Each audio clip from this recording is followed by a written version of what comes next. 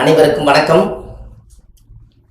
பாரம்பரிய திருவள்ளுவர் குல வம்சம் பிரசன்ன ஜோதிடர் சுப மாரிமுத்து திருப்பூர்லேருந்து இந்த பதிவு உங்களுக்காக. இன்றைக்கு 30 ஆண்டு காலமாக இந்த ஜோதிடத்துறையில் மக்களுக்காக பயணித்து இன்னமும் உங்களுக்காக எளிய பரிகாரத்தோடு உங்களை இப்போ சந்திக்க வந்திருக்கேன். உங்கள் வாழ்க்கையில் நீங்கள் தெரிஞ்சுக்க வேண்டிய சில விஷயங்கள் என்னன்னு நம்ம இப்போ பார்க்க போகிறோம். இன்னைக்கு கன்னிப்பெண் சாபம் எதனால் வருகிறது அப்படிங்கிற ஒரு விஷயத்தை தான் இன்னைக்கு நான் உங்களுக்கு கொடுக்க போகிறேன். அப்போ இந்த கன்னிப்பெண்ணுடைய சாபம் அப்படின்னு நம்ம உள்ளே வந்துருச்சு. அப்போ இந்த கன்னிப்பெண்ணோட சாபம் எப்படியெல்லாம் நம்ம குடும்பத்துக்குள்ள இது உள்ளே வருது அப்படிங்கிறது தெரியும். முதல்ல ஒரு பெண்ணோட சாபம் ஒரு குடும்பத்தில் இருந்தாலே அந்த வீட்டில் காசு தங்காது. ஏன்? பெண்ணு தான் மகாலட்சுமின்னு நீங்கள் சொல்கிறீங்க. அதுவே ஒரு சாபப்பட்ட தோஷமான குடும்பமாக இருந்தால் அந்த வீட்டில் மகாலட்சுமி எப்படி தங்கும்? அப்போ ஒரு பெண்ணோட சாபம் இருந்தாலே அந்த குடும்பத்தில் காசு தங்காது. அப்போது முன்னோர்கள் அந்த காலத்தில் அதனால தான் காலையில் 6 மணிக்கு சாயந்தரம் 6 மணிக்கு கதவை ஓப்பன் பண்ணி வைங்க, அது திறந்து வச்சிங்கன்னா மகாலட்சுமி வீட்டுக்குள்ளே வரும், எல்லா வீட்டுக்குள்ளேயும் திறக்காத வீட்டுக்குள்ளே போகாதுன்னு சொல்லுவாங்க. அப்போ அந்த காலத்தில் மகாலட்சுமியும் ஒன்று தான், வீட்டில் வாழக்கூடிய மனைவியும் ஒன்று தான். அப்படி இருக்கும் காலகட்டங்களில் ஒரு கன்னிப்பெண்ணுடைய சாபம் ஒரு குடும்பத்துக்குள்ளே எப்படி உருவாகுதுன்னா,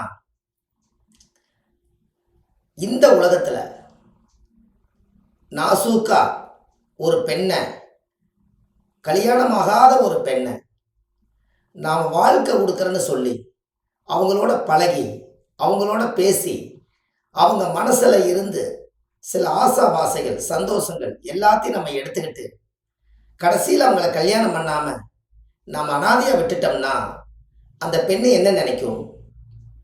நான் வாழ்கிறதுக்காகத்தான் வந்தேன், என் மனசை நான் உனக்கு கொடுத்துட்டேன், கடைசியில் என்னுடைய உடம்புலேருந்து எல்லாத்தையும் எடுத்துக்கிட்டேன், ஆனால் என்னை முழுமையடையாமல் என்னை அனாதையாக விட்டுட்டியே, நீ நல்லா இருப்பியா அப்படின்னு சொல்லி வரக்கூடிய சாபம் தான் ஒரு கன்னிப்பெண்ணோட சாபம்.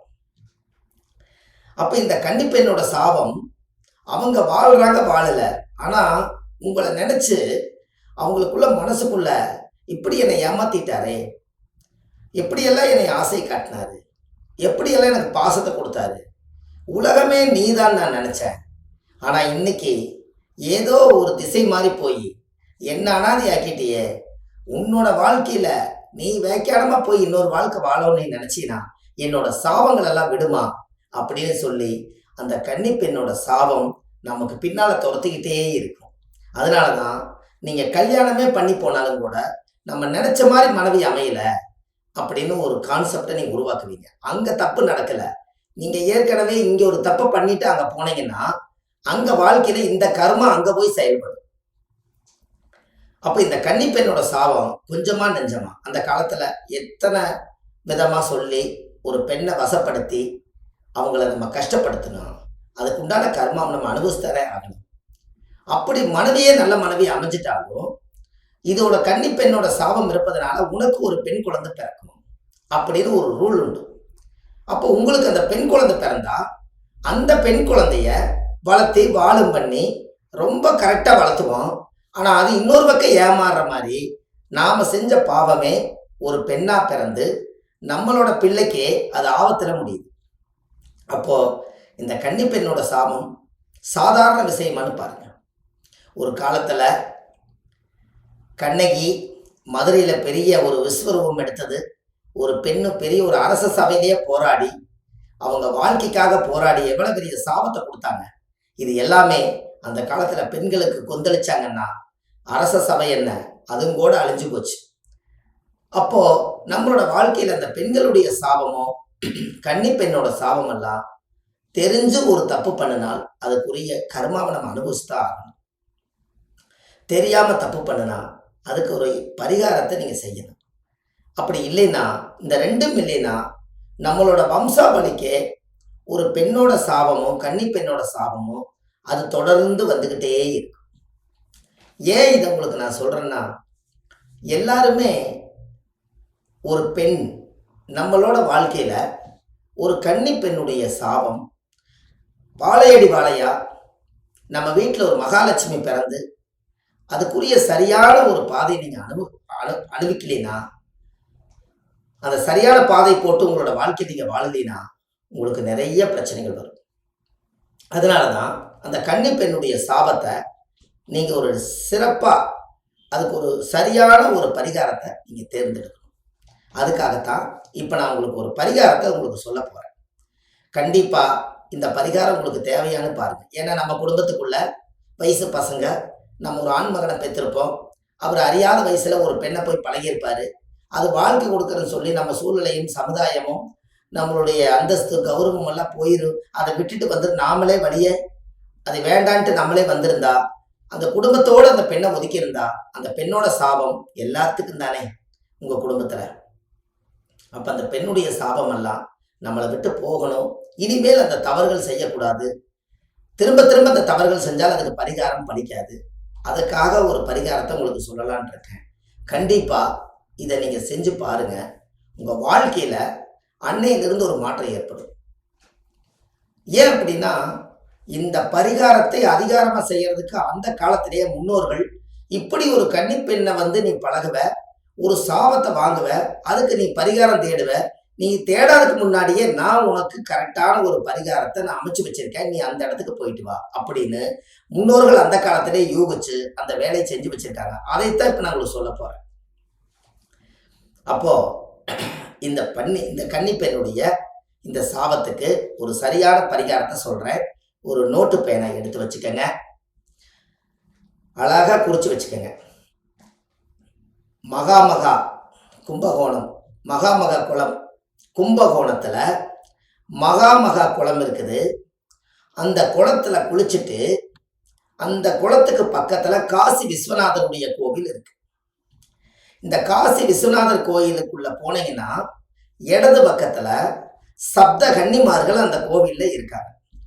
ஒரு பெண்ணுடைய உருவம் ஹைட் வெயிட் எவ்வளவு இருக்குமோ அதே அளவுக்கு சிலைகள் வந்து அந்த காலத்திலேயே 5000 வருஷம் பழமை வாய்ந்த கோவில்ல அப்படி ஒரு பெண்ணாவே இருந்து 7 கன்னிமார்கள் அந்த கோவிலுக்குள்ள இருக்காங்க.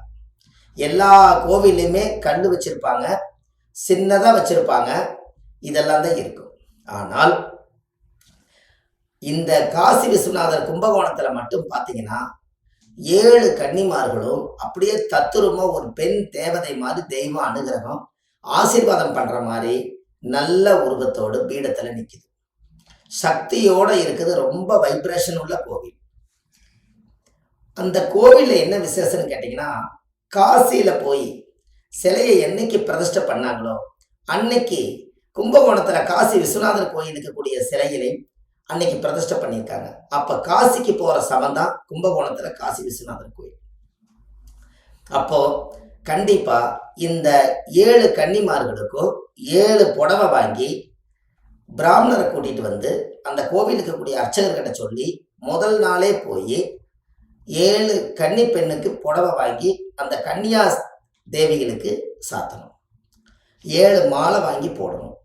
7 தேங்காய் பழம், பத்தி சூட, வெத்தலை பாக்கு வச்சு பூஜை பண்ணணும். அவங்களுக்கு சாமிக்கு நைவேத்தியம் சக்கரை பொங்கல் வைக்கணும். இப்படி எல்லாம் வச்சு மகாமகா குளத்துல குளிச்சுட்டு போய் இந்த சப்த கன்னிமார்கள்கிட்ட நீங்க போய், ஆண்டவனே, என் முன்னோர்கள் யாராவது கன்னி பெண்ணுடைய சாபங்கள் எனக்கு தொடர்ந்து வந்துட்டு இருந்தாலோ, இல்ல நான் அறியாமல் செய்த தவறுகள் ஏதாவது இருந்தாலோ, இனிமேல் நான் அதை செய்ய மாட்டேன். இனிமேல் இந்த கர்மம் என்னை விட்டு போய் எனக்கு என்னுடைய குடும்பத்துல பெண் சாபங்கள் வரக்கூடாதுன்னு சொல்லி அந்த கோவில்ல போய் உங்க பேர்ல அர்ச்சனை பண்ணி சாமி கும்பிட்டு அந்த சக்கரை பொங்கல் பிரசாதம் சாமிக்கு படைச்சிட்டு அதுக்கப்புறம் அந்த சக்கரை பொங்கலை ஒரு 7 பேர்த்துக்கு நீங்க தானம் பண்ணிட்டு வந்தீங்கன்னா அன்னையோட உங்களுக்கு நீங்க செஞ்ச கன்னி பெண்ணோட சாபம் நீங்கிரும்.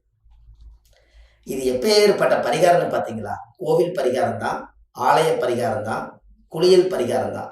ஏன் நான் போய் மகாமகா குளத்துல போய் குளிச்சுட்டு நீங்க அந்த பரிகாரம் பண்ணுங்கன்னு சொன்னா, மகாமகா குளத்துல என்னைக்குமே தண்ணியை வந்து விட்டு குளம் நம்பாது. அந்த குளம் என்னைக்காவது வறண்டு போகும்போது பாத்தீங்கன்னா 21 கிணறு அதுக்குள்ள இருக்கு. அந்த 21 கிணறுலையும் காசி விஸ்வநாதரை குளிச்சு தீர்த்தமாடி சாமி கும்பிட்டு தான் இன்னைக்கும் காட்சி கொடுக்குறாரு. அதனாலதான் மகாமகா குளத்துக்கு பக்கத்திலேயே கும்பகோணத்துல காசி விஸ்வநாதருடைய ஆலயத்தையும் கொண்டு வந்து பிரதிஷ்டை பண்ணியிருக்காங்க. அப்ப முன்னோர்கள் அந்த காலத்துல எப்படியெல்லாம் யூகிச்சு செஞ்சிருக்காங்கன்னு பாரு. அப்போ அதுக்கு பக்கத்திலேயே அகோர வீரபத்திர கோயில் பக்கத்துல இருக்கு. அப்போ கண்டிப்பா இது எல்லாம் நீங்க இந்த கோவில்ல போய் இந்த கன்னி பெண்ணுடைய சாபம் மனசார எனக்கு நிவர்த்தி ஆகணும்னு சொல்லி எல்லாம் முறையா நீங்க சாமி கும்பிட்டு அந்த கோவில்ல 1 மணி நேரம் உட்கார்ந்து எல்லா பிரகார தெய்வங்களையும் நீங்க கும்பிட்டு வாங்க. உங்க குடும்பத்துக்குள்ள அந்த கன்னி பெண்ணோட சாபம் அன்னையோட கன்னியா தோசை நிவர்த்தி ஆயிடும். அதுக்கப்புறம் தெரிஞ்சு நீங்க எந்த ஒரு கன்னி பெண்ணுடைய சாபத்தையும் இனிமேல் நீங்க வாங்கக்கூடாது. அதுக்கு ஒரு எண்ணத்தை நீங்க போட்டு வைக்கக்கூடாது. ஒருத்தரை ஏமாத்தி நம்ம வழிக்கு நம்ம கொண்டு வரக்கூடாது. ஏன் அப்படின்னா இதுவரைக்கும் முன்னோர்கள் செஞ்ச பாவமும் நாம தெரியாம செய்த பாவமும் எல்லாத்துக்கும் ஒரு பரிகாரத்தை நீங்க எடுத்து போய் செய்துட்டீங்கன்னா அதுக்கப்புறம் அது கம்ப்ளீட் அந்த பரிகாரத்தால எல்லாம் நிவர்த்தி ஆயிடும். அதுக்கப்புறம் மறுபடியும் அதே விஷயத்தை போய் செய்தால் அந்த கர்மாவுக்கு 7 ஜென்மம் எடுத்தாலும் அந்த கன்னி பெண்ணோட சாபம் தீராது. தெரிஞ்சு தெரியாம செய்த தவறுகளுக்கெல்லாம் முன்னோர்கள் அந்த காலத்துல இப்படி ஒரு கோவிலை கட்டி வச்சிருக்காங்க. அந்த கோவிலுக்குள்ள சப்த கன்னிமார்கள் இருக்கிறாங்க. அந்த 7 கன்னியுமே கன்னி பெண்ணுடைய சாபத்துக்கு 7 கன்னியும் போய் பார்க்கும்போது மன்னிக்கப்படுது. அதுக்கப்புறம் நீங்க அந்த பாவத்தை மனசார நீங்க செய்யவே கூடாது. அப்படி செய்யாம இருந்தீங்கன்னா உங்க ஜாதகத்துல சுக்கிரன் நல்லா வேலை செய்வாரு. கன்னி ராசியில எந்த கிரகம் தோஷம் அடைஞ்சிருந்தாலும் அந்த கன்னி பெண்ணோட சாப நிமோச்சனம் ஆகும்போது அந்த இடத்துல இருக்கிற தோஷங்கள் எல்லாம் நிவர்த்தி ஆகும். உங்க ராசி கட்டத்துல 12 கட்டத்துல 9 கிரகங்களும் உங்களுக்கு உறுதுணையா வாழும். இப்படியெல்லாம் நீங்க கண்டிப்பா செய்துட்டு வாங்க. இப்படி எளிமையான பரிகாரங்கள் நிறைய கொடுத்துருக்கேன். வள்ளுவர் வாக்கு அப்படின்னு யூடியூப் சேனல்ல போனீங்கன்னா இப்படி பரிகாரங்கள் நிறைய கொடுத்துருக்கேன். சுப மாரிமுத்துன்னு யூடியூப்ல போடுங்க, உங்களுக்கு நிறைய வரும்.